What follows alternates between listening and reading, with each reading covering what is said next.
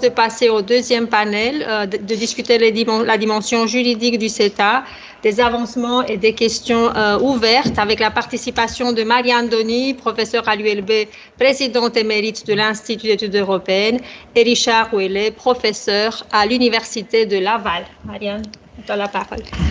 Bonjour, et je voudrais remercier l'ambassadeur du Canada d'avoir incité les collègues de part et d'autre à avoir une discussion et aussi d'avoir une discussion interdisciplinaire avec l'ensemble des problématiques. Et finalement, je dirais, mon exposé va venir quelque part un peu dans la prolongation de ce qui a été dit jusqu'à présent, puisque je vais aborder une question juridique, mais je vais aborder le troisième volet qu'évoquait le professeur Sapir de l'accord, à savoir le volet protection des investissements et particulièrement les mécanismes de règlement des différends entre investisseurs et États, mécanismes qui sont entrés dans la compétence de l'Union européenne avec le traité de Lisbonne à un moment où ils étaient particulièrement contestés au plan international. Alors, on connaît les critiques des détracteurs. Elles sont de deux ordres. Dans ces débats, il y a deux reproches principaux qui sont faits. Le premier consiste à dire que on a affaire à des arbitres qui ne sont pas indépendants, qui ne sont pas impartiaux et qui sont accusés d'être trop perméables aux intérêts des multinationales. Alors, je sais que ça, c'est l'avis des détracteurs et que d'autres disent que c'est très mal connaître les arbitres, les mécanismes d'arbitre, mais en tout cas, la critique est faite. Et la deuxième critique, c'est le gel réglementaire, c'est-à-dire le fait que ces mécanismes d'arbitrage portent atteinte à la capacité des États de choisir leur politique publique en raison du risque d'être attaqués en arbitrage. On connaît la formule un peu choc de Paul Magnette qui a mené la guerre, qui a mené le combat contre ce type d'accord. Certes, les États pourront réguler, mais ils devront payer.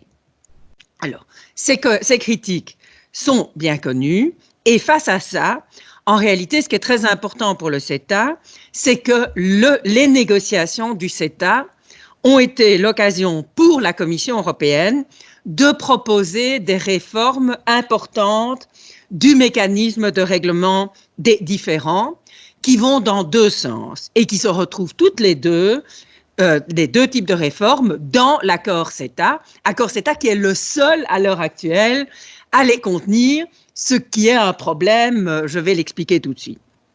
Premier aspect, c'est de remplacer ces arbitres ad hoc plus ou moins privés et donc contestés par la mise en place d'un véritable système juridictionnel permanent qui comprendrait un tribunal et un tribunal d'appel. Alors, ce mécanisme est actuellement prévu spécifiquement pour le CETA, mais il devrait devenir un mécanisme multilatéral. Et donc, l'entrée en vigueur du traité CETA est essentielle pour que ce mécanisme puisse être par la suite prévu dans d'autres types d'accords et donc devenir un véritable mécanisme multilatéral.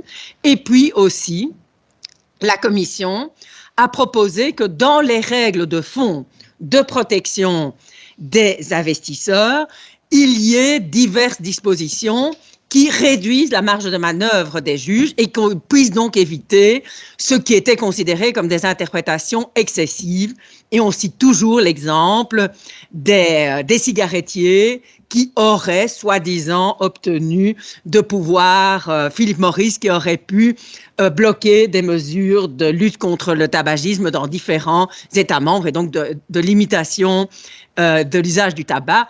D'ailleurs, allégations qui, soit dit en passant, ne sont pas exactes. C'est vrai qu'il y a eu des procès, il y a eu des procédures introduites, mais aucun arbitre, à l'heure actuelle, n'a donné raison à Philip Morris. Alors, par rapport à ça, ces réformes n'ont pas été suffisantes. Et les protestations ont continué, les craintes, les controverses ont continué, et elles ont pris la forme, ça a été rappelé par monsieur l'ambassadeur, de ce veto opposé à la région wallonne à la signature par la Belgique de l'accord CETA.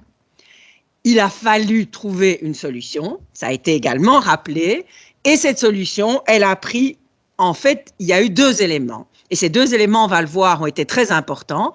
Le premier, c'est qu'on a complété l'accord par ce qu'on a appelé un instrument interprétatif commun qui vient réaffirmer le droit des États à réglementer les activités économiques dans l'intérêt public. C'est ce que Paul Magnette a pu dire. Il y avait l'ancien CETA et il y avait le nouveau CETA. Et puis, le gouvernement belge s'est engagé à interroger la Cour de justice sur la compatibilité avec les traités du mécanisme de règlement des différends. Et c'est là qu'intervient l'avis 1.17 sur lequel je voudrais dire quelques mots maintenant. Il y avait différentes questions qui étaient posées à la Cour, mais je vais me concentrer sur celle à laquelle elle-même a consacré le plus de temps, à savoir, est-ce que ces mécanismes remettent en cause l'autonomie de l'ordre juridique de l'Union?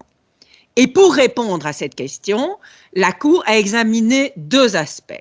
Le premier est purement juridique, il est assez classique et je ne vais pas l'aborder sauf simplement le signaler, à savoir que pour ne pas porter atteinte à l'ordre juridique de l'Union, les tribunaux du CETA ne pourront pas interpréter ou appliquer des dispositions du droit de l'Union autres que l'accord CETA lui-même. Donc, il ne peut pas interférer, ces tribunaux ne pourront pas interférer sur l'interprétation que la Cour de justice elle-même donne du traité sur le fonctionnement de l'Union européenne et sur le traité sur l'Union européenne. Et en général, la Cour s'arrêtait là. Mais ici, dans l'avis 1.17, la Cour a ajouté une deuxième dimension, qui est une dimension tout à fait neuve et qui est vraiment sans doute là où la Cour a été la plus novatrice. À savoir que la Cour a ajouté qu'il y aurait un souci si les tribunaux du CETA pouvaient rendre des sentences qui pourraient avoir pour objet d'empêcher les institutions de l'Union de fonctionner conformément au cadre constitutionnel de l'Union. Et à cet égard, et ça c'est vraiment tout à fait important à le signaler, la Cour a abordé de front cette fameuse critique de gel réglementaire. Elle a reconnu que des mécanismes de règlement des différends pouvaient présenter, s'ils n'étaient pas bien encadrés, ce risque de gel réglementaire. La Cour dit, si effectivement l'Union européenne devait craindre de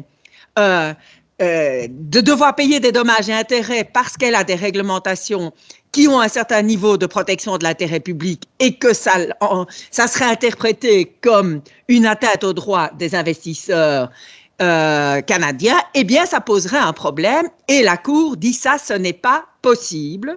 Un accord international ne peut pas avoir une telle interférence sur le fonctionnement autonome des institutions de l'Union et sur le niveau de protection que l'Union européenne veut assurer sur son propre territoire. Alors, après avoir posé ça, ce qui est une position tout à fait neuve, la Cour va constater qu'en l'espèce, ce risque peut être écarté.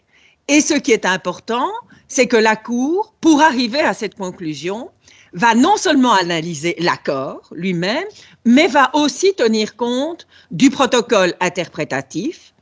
Et donc, ça prouve à quel point ce protocole interprétatif a une véritable valeur ajoutée, et que donc le combat mené par la Wallonie, la région wallonne, n'a pas été en pure perte. Et la Cour conclut que non, le pouvoir d'appréciation qu'ont les tribunaux du CETA ou de la EGE ne leur permettra pas de remettre en cause le niveau de protection de l'intérêt public tel qu'il est défini par l'Union. Et je vais terminer par le dernier PowerPoint, la dernière diapositive, pour un peu faire une évaluation. Certains ont dit que la Cour avait été naïve, qu'elle avait pris pour argent comptant ce qui avait été mis dans l'accord et dans le protocole interprétatif. Je serais beaucoup plus nuancée. Je dirais, il est clair que la Cour de justice n'a pas voulu provoquer de séisme. Elle n'a pas voulu menacer la place de l'Union européenne dans l'ordre international. Elle a tenu compte du fait que c'était la Commission qui avait proposé ces réformes et que donc si on condamnait des réformes ou dire que ces réformes n'étaient pas suffisantes alors que c'était l'Union européenne elle-même qui les propose, ça aurait posé un grand problème. Et donc d'une certaine manière, elle a choisi d'acter les progrès qui avaient été faits dans la conciliation et de dire que si le jeu était respecté, eh bien, tout pouvait bien fonctionner. Dans le même temps, elle vient fixer un certain nombre de balises, un certain nombre de lignes rouges, un certain nombre de garde-fous qui finalement font que le CETA va devenir une sorte d'étalon or, tant pour les autres accords internationaux que négocie l'Union européenne, puisque l'Union européenne sait désormais que si tout ce qui se trouve dans le CETA, y compris l'instrument interprétatif, n'est pas repris dans de futurs accords, ça posera un problème. Et pour rebondir sur ce qui a été dit dans le panel précédent, on peut aussi imaginer que cet accord CETA et le mécanisme de règlement des différentes nouvelles versions qui est promu par cet accord CETA devrait aussi devenir une sorte de modèle pour les mécanismes de règlement des différends à l'échelle internationale dans d'autres accords internationaux. Et puis, pour tout à fait terminer, dire la Cour de justice a levé un obstacle juridique, il reste l'obstacle politique, à savoir la ratification, puisque c'est la seule partie de l'accord qui n'est pas encore entrée en vigueur. Je dirais juste que là, l'avis de la Cour est très important, parce que les États vont devoir prendre leurs responsabilités. Ils ne pourront pas se cacher derrière un paravent de problèmes juridiques qui n'existent plus. Merci beaucoup, Marianne Dony. Donc, nous passons maintenant la parole à Richard Ouellet, professeur à l'Université de Laval, pour le point de vue canadien. Donc, merci beaucoup pour cette invitation à participer à cette magnifique webconférence. Je suis très heureux que l'on puisse continuer nos activités scientifiques dans le contexte que nous connaissons. Je voudrais remercier et saluer les organisateurs.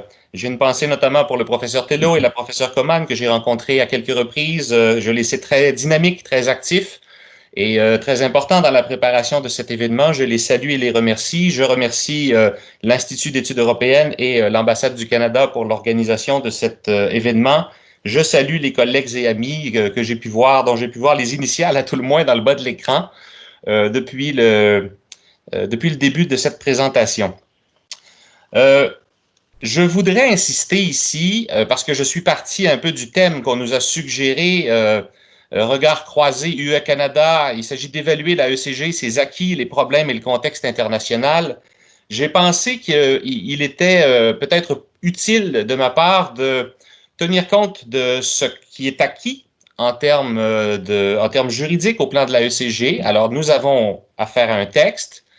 Quels sont les problèmes? Le problème, il est autour de la ratification de cet accord. Et quel est le contexte? Ben, nous sommes dans un contexte où la mondialisation, la libéralisation des échanges à mauvaise presse, mes collègues auparavant l'ont mentionné, les gens d'affaires connaissent peu ou mal la ECG.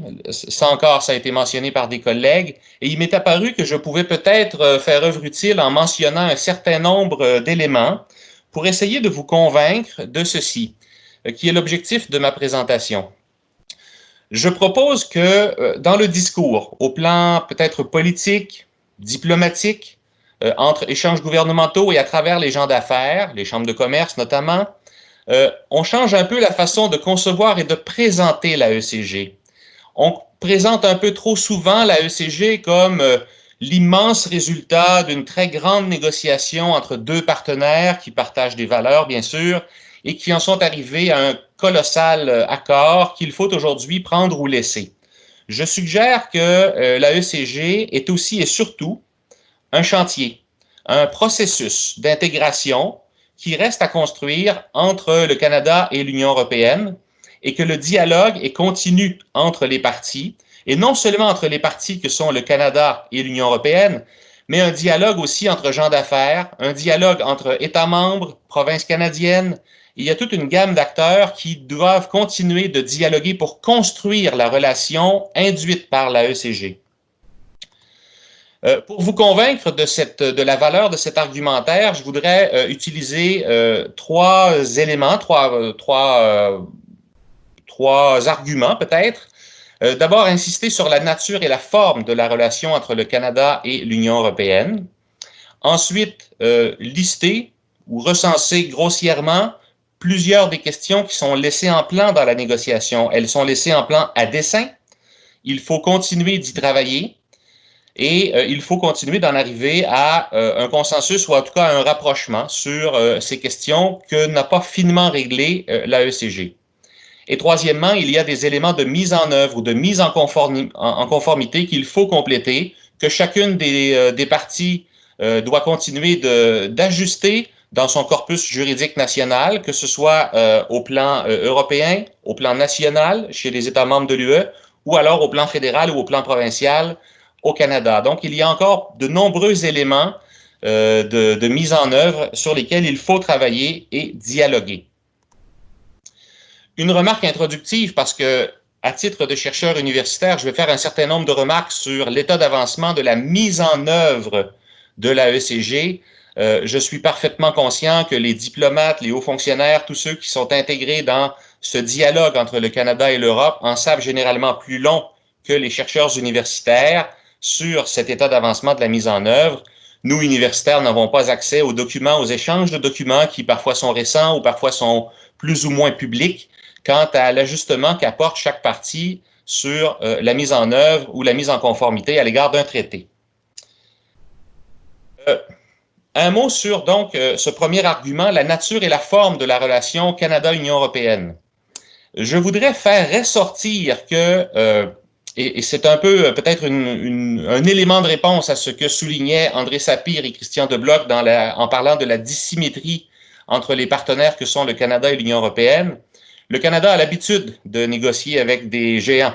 Le Canada a une longue relation économique avec les États-Unis. Il a l'habitude donc de négocier avec plus grand que lui. Un ancien secrétaire d'État canadien disait que le Canada sera toujours la souris qui est dans le même lit que l'éléphant. En parlant de cette relation canado-américaine. Donc, la relation entre le Canada et l'Union européenne, quant à cette dissymétrie, n'est pas un problème. Le Canada a l'habitude de gérer ce genre de relation et on a pu développer entre le Canada et l'Union européenne une relation de coopération. Une relation de coopération qui est institutionnalisée, qui repose sur un dialogue continu, ce que, je tiens à dire, n'a pas le Canada avec les États-Unis. Il y a bien sûr des relations entre les gens de l'administration publique sur une base relativement quotidienne. Mais on n'a jamais institutionnalisé le dialogue sur les enjeux d'intégration économique, en tout cas, entre le Canada et les États-Unis. Vous savez peut-être que la Commission du libre-échange, sous l'ALENA, n'a à peu près pas fonctionné, que le secrétariat n'a à peu près pas fonctionné et qu'on prévoit des institutions encore plus faibles dans le nouvel ASEUM. Or, ce n'est pas du tout le cas dans la relation entre le Canada et l'Union européenne. Il y a, et je les liste ici, toute une série d'institutions que l'on a mises en place qui assurent ce dialogue constant entre le Canada et l'Union européenne et qui font que l'on est continuellement en construction de la relation entre les deux partenaires. Il y a l'APS, l'accord de partenariat stratégique, qui déborde largement les questions commerciales, comme vous le savez. Il y a ce fameux comité mixte mis en place par la ECG. La ECG prévoit aussi la mise en place d'un forum, de comités spécialisés. Il y a même des dialogues avec la société civile qui sont prévus nommément, explicitement. Et il y a, et ça je dois dire que je l'ai appris cette semaine en faisant la recherche pour la présentation que je vous fais ce matin, on a même convenu d'échanges de fonctionnaires entre Affaires mondiales Canada et le Service européen des affaires extérieures, ce qui est quand même, ce qui prouve la profondeur de cette relation entre le Canada et l'Union européenne et le niveau de confiance qu'il y a entre les deux partenaires. Je peux vous assurer que le Canada n'a pas ce type de coopération avec beaucoup de partenaires. Donc, la nature et la forme de cette relation-là est très importante et repose sur quelque chose de continu et j'insiste là-dessus, sur une construction. Mon deuxième argument repose sur les questions qui sont laissées en plan et qui sont toujours discutées entre les parties. Vous savez sans doute que plusieurs des chapitres de la ECG sont des chantiers davantage que des textes complètement arrêtés. C'est vrai pour la Cour multilatérale en matière d'investissement que décrivait ma collègue qui a parlé juste avant moi, Mme Donny. Il est aussi question de la reconnaissance des qualifications professionnelles. C'est plus ou moins une quarantaine de professions pour lesquelles il faudra convenir de reconnaissance de qualifications professionnelles et il n'y a qu'une poignée d'entre elles qui ont commencé à développer des relations et des discussions pour en venir à cette reconnaissance. Il est question aussi de la certification de la conformité des produits. C'est un enjeu qui est très important. Vous savez peut-être que les gens d'affaires au Canada ont souvent, peut-être à tort, une réticence à s'attaquer au marché européen en raison du fait que la normalisation en Europe est complexe, elle est perçue comme lourde, elle est perçue peut-être à tort comme tatillonne par les gens d'affaires canadiens. Il est question aussi de changement climatique, de développement durable, des questions de commerce et de genre, des petites et moyennes entreprises, et certains des comités qui sont formés au terme de la ECG discutent aussi de la question des produits phytopharmaceutiques, de la fameuse question SPS qui divise beaucoup l'Amérique du Nord et l'Europe, mais pour lesquels des rapprochements importants se sont faits dans la dernière décennie, au-delà même de la ECG, la question des indications géographiques, de l'étiquetage, des produits forestiers, des services financiers, de l'automobile, et j'en passe. Il y a donc nombre de questions pour lesquelles le dialogue est forcé et amené par la ECG. On est donc, encore une fois, j'insiste sur l'idée, loin d'être devant un accord qui est terminé, qui est fini en soi, mais plutôt un accord qui se construit. Il y a un certain nombre aussi d'éléments de mise en œuvre qu'il faut compléter. Alors, l'accord prévoit que chacun doit revenir à sa table à dessin et faire ses devoirs. Donc, chacun devra proposer des nationaux de ses ressortissants pour composer les groupes spéciaux et les panels. C'est déjà fini pour les chapitres 23 et 24 qui touchent le travail et l'environnement, mais il y a d'autres groupes spéciaux pour lesquels il reste beaucoup de nominations à faire de part et d'autre. La question des marchés publics est une question épineuse où il y a des ajustements à faire dans l'octroi de ces marchés. Les gouvernements, les divers paliers de gouvernement n'ont pas nécessairement complètement ajusté leur politique d'offre de marché public et la mise en œuvre reste à compléter. La question de la normalisation est une question qui reste très importante. Il faut s'ajuster, il faut chercher à harmoniser, il faut chercher à s'ajuster aux exigences du commerce international et chacun des partenaires doit aussi faire ses efforts.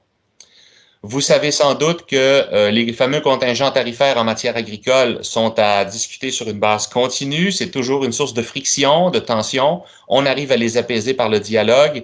Alors, d'un côté, ce sont les contingents sur le porc et le bœuf qui sont à voir. Dans l'autre sens, ce sont les contingents sur le fromage. Toujours en matière agricole, il est question aussi du commerce du blé dur canadien. Il est question de médecine vétérinaire, il est question des produits laitiers.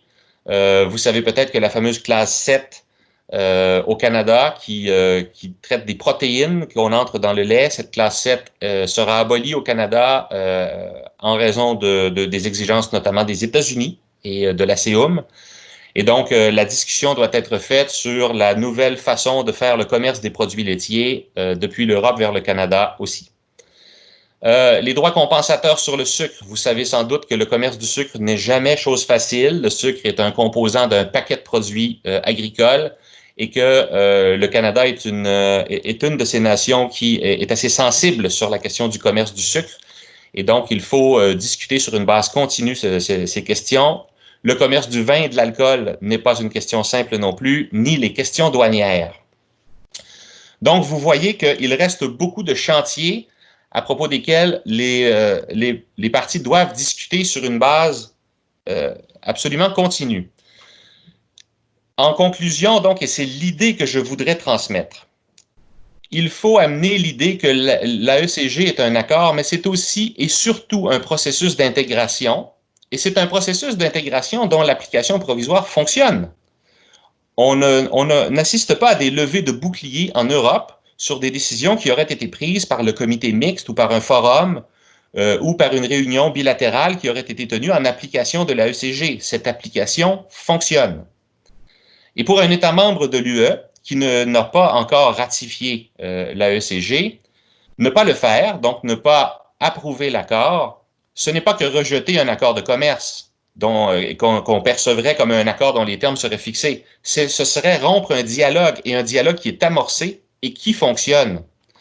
Or, dans cette période où le multilatéralisme économique est en panne, dans cette période où le commerce va reposer sur la confiance entre des États qui partagent les mêmes valeurs, ce qu'on appelle en anglais les like-minded countries, et dans une période où les chaînes de valeur globales risquent d'être raccourcies entre des marchés qui s'intègrent plus aisément, il faut que le Canada et l'Union européenne continuent non seulement ce dialogue, mais l'intensifient. Et donc, ni le Canada ni l'Union européenne ne peut se passer de la ECG.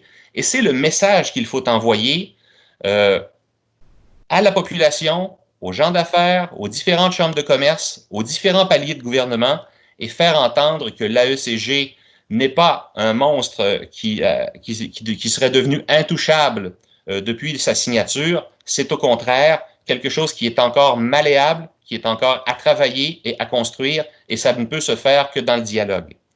C'est donc le message que je voulais envoyer pour changer un peu cette perception de l'AECG, peut-être pour en faciliter d'ailleurs la ratification. Voilà, merci beaucoup.